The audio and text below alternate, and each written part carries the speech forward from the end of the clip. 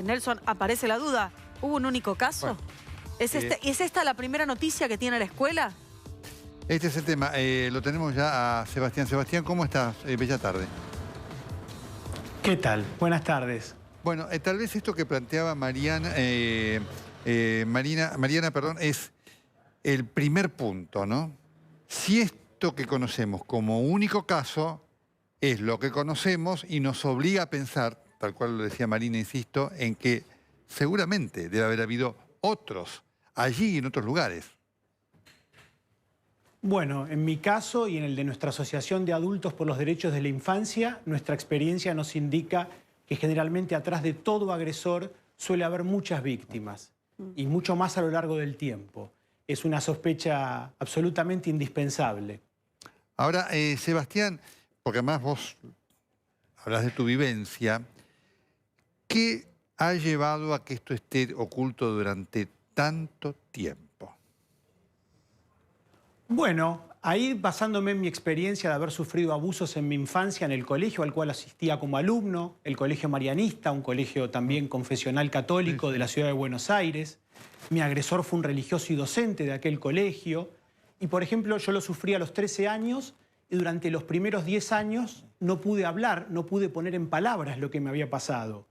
Y entre otras cosas, si bien algo básico en toda niña, niño o adolescente que sufre el delito de abuso sexual, es el sentimiento de autorrecriminación, la carga de vergüenza. Esto es algo muy complejo, quizás como en ningún otro delito, la víctima sobrelleva un sentimiento de autorrecriminación, lo cual es profundamente injusto y equivocado. Digo, con esta característica básica de quienes hemos tenido que sufrir esta injusticia, además, en mi caso, por ejemplo, el contexto del colegio donde me tocó sufrir los abusos era el de un colegio donde había distintos tipos de abusos de poder y de violencias y de malos tratos en las relaciones entre algunos adultos y niños, tanto docentes como religiosos. A su vez, a mí me pasaba que, por ejemplo, en mi propia casa yo no encontraba en mis padres o en otros familiares los vínculos de confianza que me inspirasen poder contar y compartir y pedir ayuda ante lo que me estaba pasando.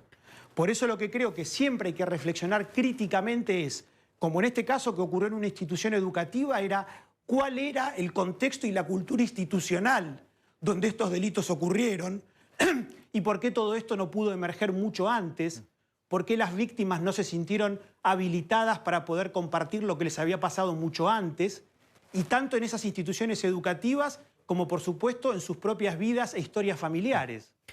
Ahora, Sebastián, al respecto de esta situación que está ocurriendo en el Champagnat, y cito textual, comunicaron que el hermano Ángel Duplés ha sido trasladado a una residencia geriátrica sin contacto ni relación alguna con niños, niñas ni adolescentes. Dicen que fue el propio hermano Ángel el que manifestó que debía retirarse del colegio, con lo cual más allá de reconocer el abuso, está decidiendo él mismo dónde pasar este momento. Hablaban de que estaba avergonzado. Bueno, mínimo sería, ¿no? Por supuesto, pero ¿qué pasa, Sebastián, y tu caso es un antecedente en esto con la parte legal? ¿Cómo es denunciar un hecho 38 años después? ¿Hay límites esperada la mayoría de edad? ¿Ha habido algún cambio? Y lo digo pensando sobre todo en otras posibles víctimas que puedan estar escuchando esta información, que puedan saber que finalmente ha habido una persona que ha podido decir esto en voz alta y que quieran saber qué se puede hacer después de tanto tiempo.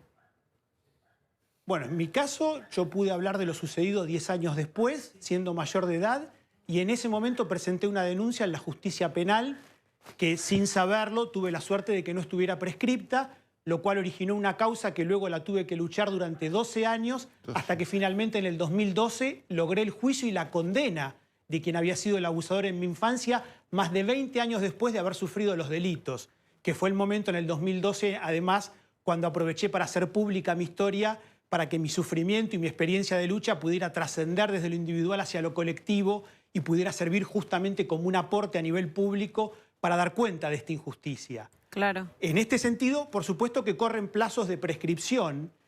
Sin embargo, las distintas luchas que venimos llevando adelante los sobrevivientes adultos de este delito, Por ejemplo, hemos logrado en Argentina, en noviembre de 2015, una modificación en el Código Penal argentino que establece que a partir de ahora en nuestro país los plazos de prescripción legal para investigar y eventualmente sancionar este delito empiezan a correr a partir del momento en que una víctima presenta la denuncia.